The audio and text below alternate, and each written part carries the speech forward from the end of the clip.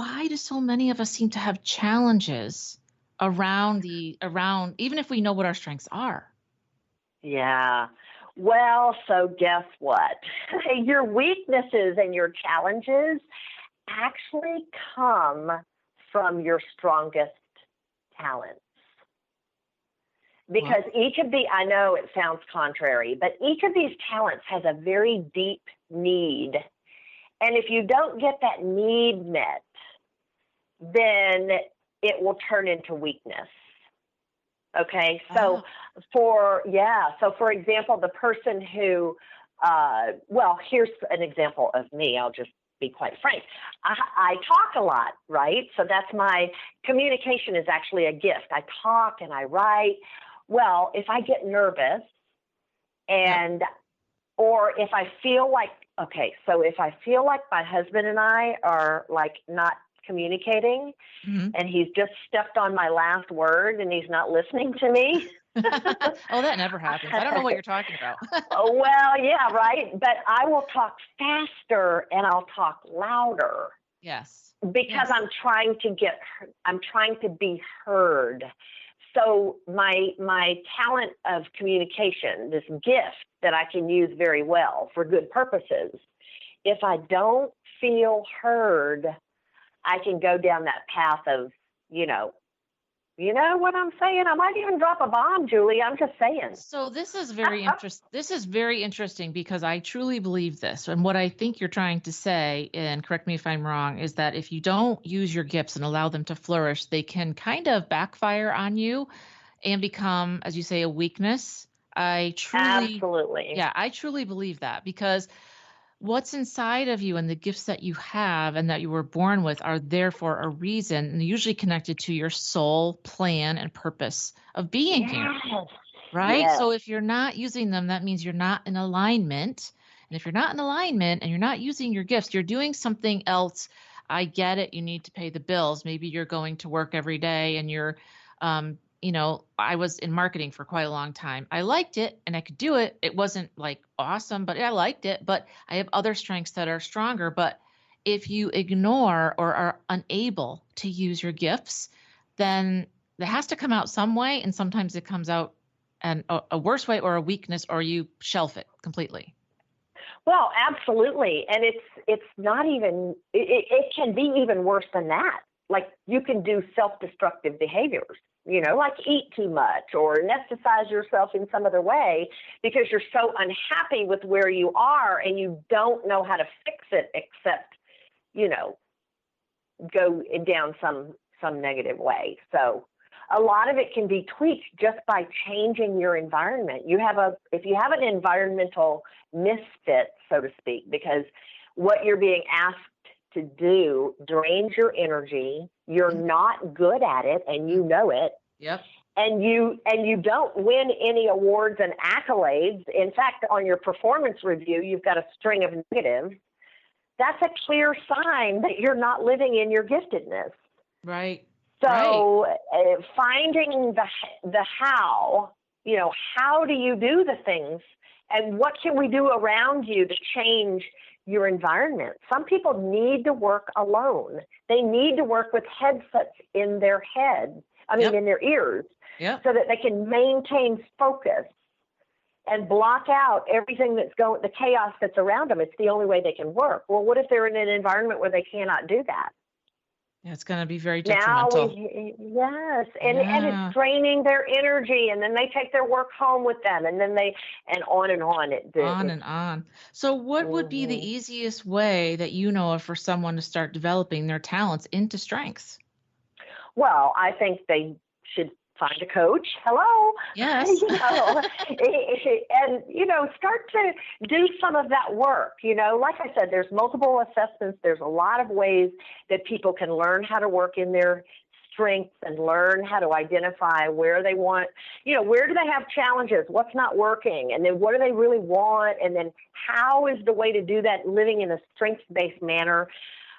Usually that's going to be with a coach and then using some of these assessments and really doing some of that reflective work that we're all trying to avoid.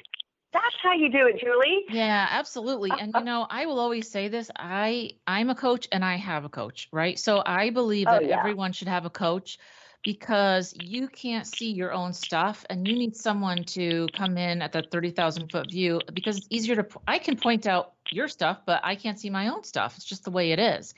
And Isn't I'll that also, amazing? yeah, it is. I wish we could, but we're just too close to ourselves. So That's it's it. Exactly. you need help. And I would also say this, and I'm sure you're going to agree with me, Rhonda.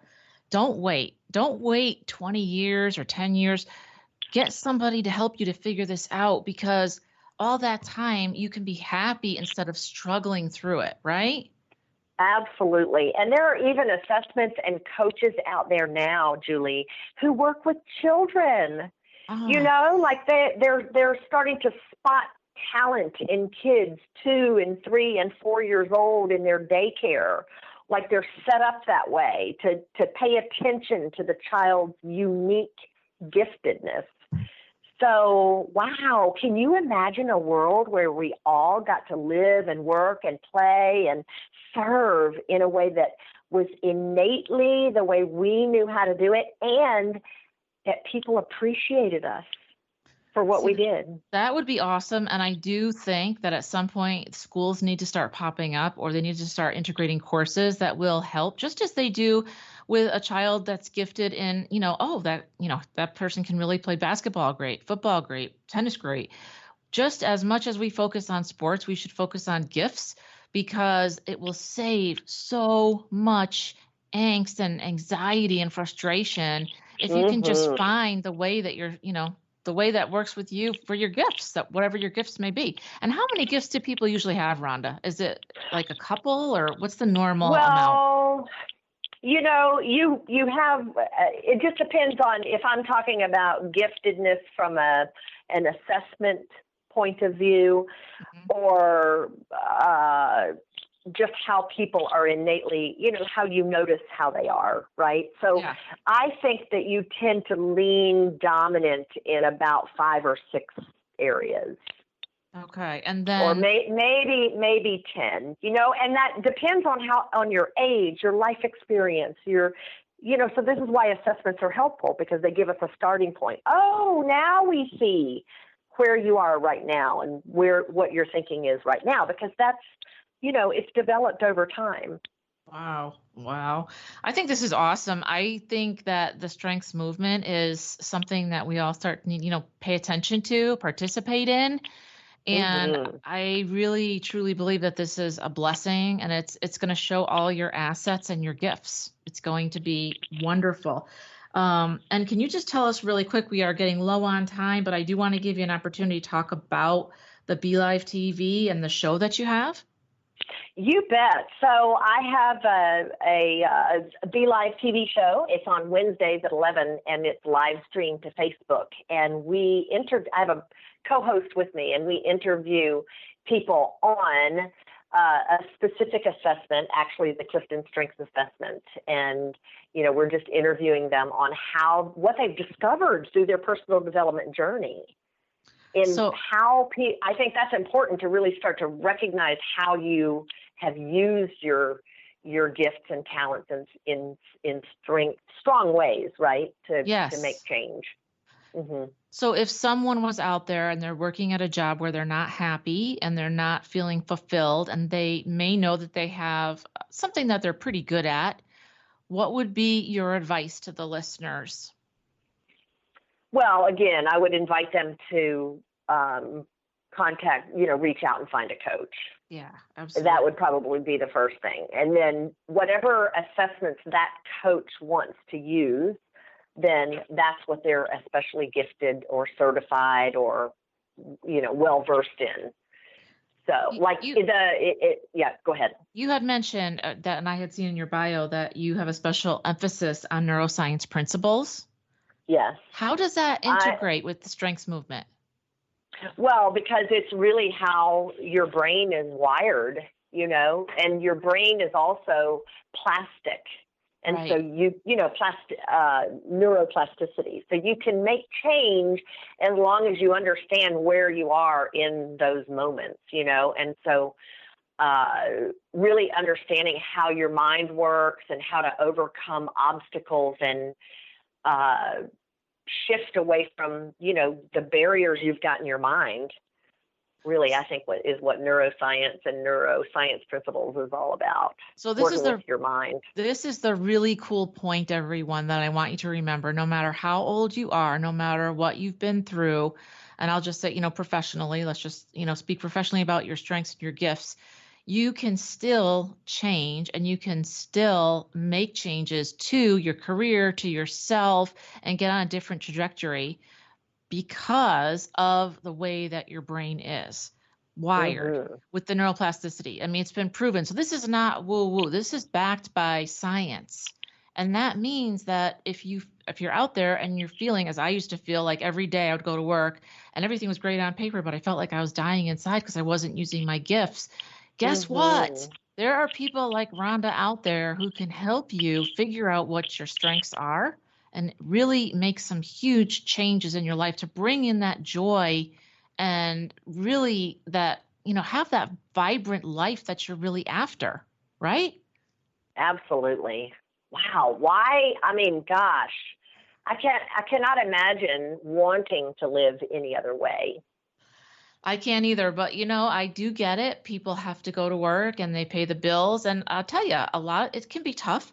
A lot of times you might be somewhere and you've been there for a while and you have some rank and you have a great job and you have security and, maybe you're great at drawing, but to leave that all and say, gee, just because I draw really well, I'm not sure if I have the confidence to move forward. But that's another area where Rhonda can help you because not only is she going to know your strengths, right, from the testing, it's going to be that discussion afterwards about, well, how can we move forward in a positive, empowering way so that you're comfortable and fully supported. And that fully supported part, that's the part that gets me excited because that's the part that I think makes the huge difference. Don't you agree? Oh, absolutely. Because when you're I not think we all need a little help from a friend, I always need help. I always need help. And it's okay to make changes. And I think that using your gifts, that's what you were put here for. That's got to be part of your soul's purpose. And if that's another thing, if you don't know your soul's purpose and you feel a little bit out of alignment, that's another area where I think the strengths movement can help you as well. So I'm thrilled that you could be here today, Rhonda. I mean, you're doing such amazing things. I am going to have links for all your social media, for your website, for your Facebook group, for your LinkedIn, and also for the Be Live TV. I've got all of that.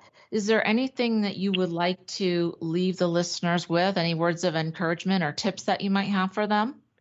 Oh, wow. I would just say, do stop and take a look so that you can find those areas where you were meant to soar, because that's really what it's all about. So stop, look, and listen, because, it's sometimes time to examine, right? Yeah. And if you're getting that nudge of I'm just not happy, or I used to be happy here, but now I'm not, and things have changed a little bit, everybody's on their own journey and things shift, right? You're not the same person that you were when you were 20, if you're 40, right? So, or even as you said, 10 from 20, think about that. So much growth. So there's always going to be shifting. And I'm so thankful that I met Rhonda. We had a really nice conversation beforehand. And I just think that this strengths movement is something that's really, really going to help people. So we will put all the links so that you can reach Rhonda, her website, her Facebook group, her LinkedIn, everything there so that you can reach out to her. And I would encourage you to do so. So thank you for being here, Rhonda. I really appreciate your time. And I love, love, love what you are doing. Oh, thank you so much for having me, Julie. It was great. Appreciate you. Thank you. And remember to stay present and step into your power and never give up on your dreams. See you next time. If you have any questions, comments, or would like to know more about a guest on our show, please contact me at jsalant5@outlook.com. That's JS as in Sam, AILLANT as in Tom, 5@outlook.com. And remember, stay present, Step into your power and never give up on your dreams.